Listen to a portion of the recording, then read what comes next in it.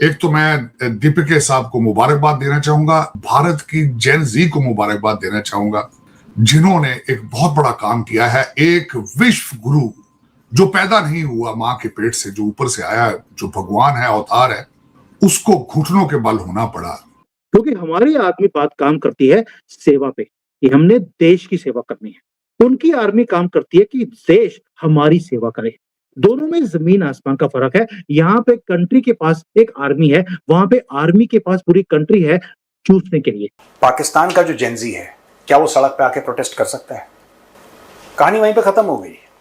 क्या पाकिस्तान का जेनजी सड़क पे आके अपनी राय दे सकता है?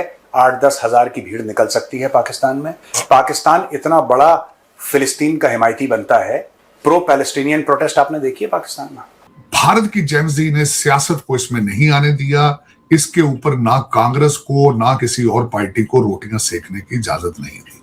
जबकि हमारी जेनजी जो है वो सिर्फ है ही, उनकी जिंदगी से अगर पिंकी पीरनी निकाल दी जाए तो हमारी जेनजी डज नॉट एग्जिस्ट। जितनी भी जंगें हुई हैं उसमें अभी तक सिर्फ कारगिल का मैं सुनती हूँ, सभी कहते हैं पॉलिटिशियंस तक के ब्लंडर थी।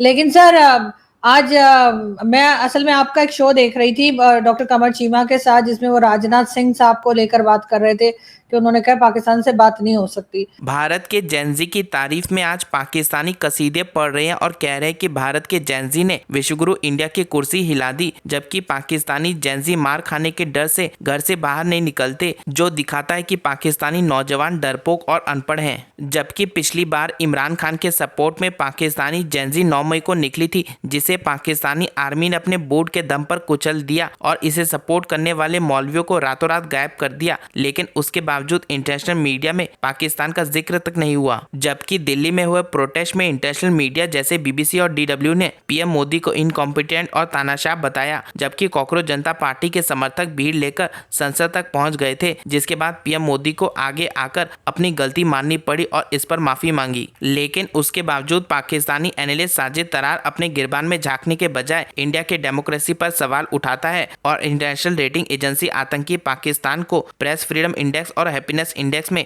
इंडिया से आगे रखती है।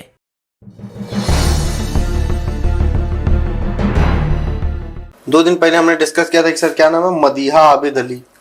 उस मैडम ने कहा था कि जहां भारत का जेनजी प्रोटेस्ट कर रहा है एग्जाम को लेकर, वहां हम टेक्नोलॉजी और ये तमाम चीजों की बातचीत कर रहे हैं।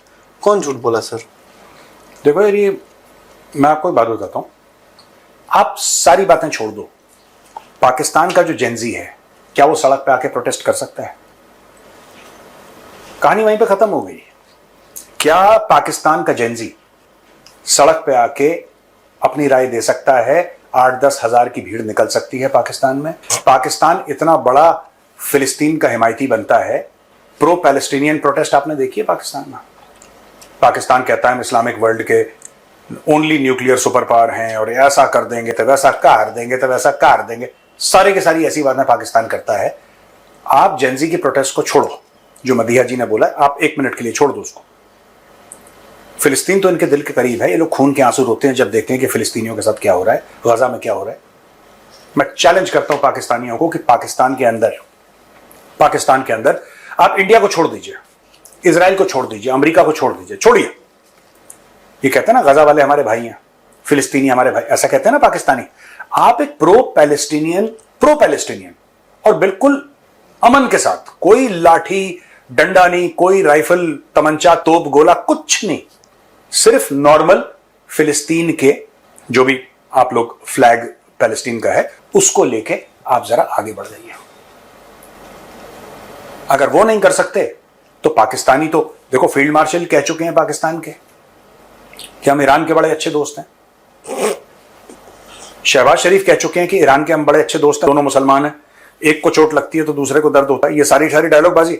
आप एक प्रो ईरान, मैं ये नहीं कह रहा कि आप एंटी अमेरिकन चलाओ, मत चलाओ, एंटी इजरायली मत चलाओ, बी एब्सोल्युटली सेफ। मैं पाकिस्तानियों को चैलेंज करता हूं कि 10,000 बंदे प्रो ईरान, आप प्रो ईरान प्रोटेस्ट निकालो, उसमें आप किसी को कुछ मत बोलना। चीमा साहब, एक तो जेनजी एक ऐसी चीज है जो 1997 से जो पैदा हुए हैं बच्चे 2012 तक, उनको कहा जाता है जेनजी लव्स है जूमर्स, वहां से जेनजी है।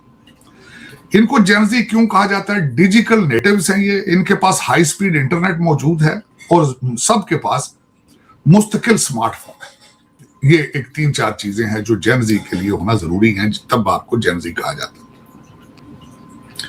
इंडिया की जेनजी जो है वो 25 से 35% है और हमारे पास तकरीबन जो है जेनजी वो उसको तकरीबन आबादी 255 मिलियन है।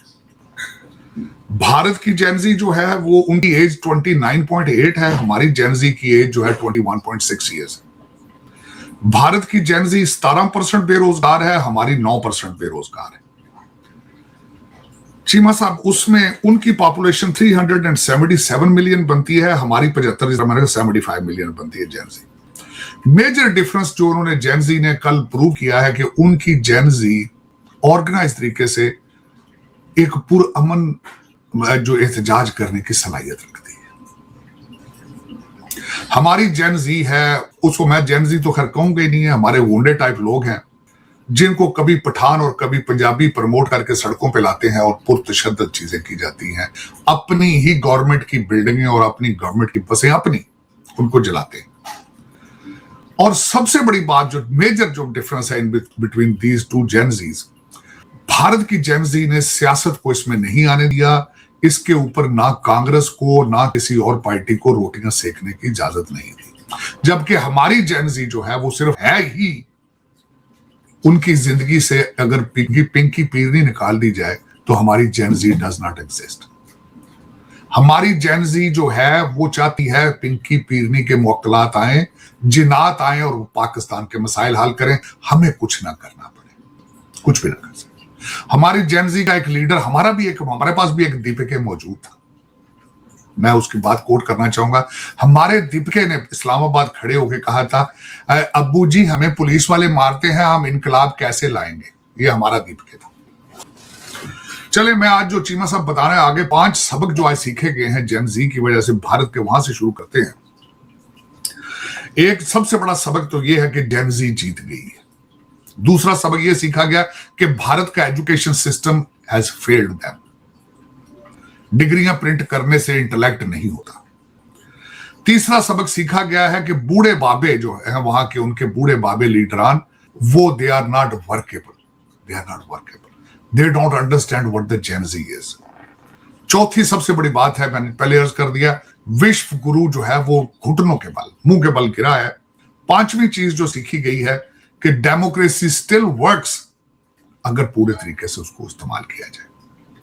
अगला सबक छठा जो सीखा गया चीमा साहब, कि उनका एहतजाज पीसफुल था, डिसिप्लिन था, ऑर्गेनाइज था। छठा सबक यह सीखा गया है कि मीडिया ने, गोदी मीडिया, वो इसमें इन्वॉल्व नहीं हुआ। काकरोच जनता पार्टी को बैन कर दिया गया था, उन्होंने कवरेज ही नहीं दी, लेकिन इसके बावजूद उनकी मूवमेंट कामयाब हुई है। छठा सबसे बड़ा सबक यह सीखा है कि इसका मतलब यह था कि लोग आज भी जिंदा हैं। अगर चाहे आप उनको कहें कि अगर जो आरएसएस में, बीजेपी में बिलीव नहीं करता वो देशद्रोही है, इसको पाकिस्तान डिपोर्ट कर दिया जाए, चाहे वो हिंदू हो, सिख हो, मुसलमान हो, चाहे क्रिश्चियन हो।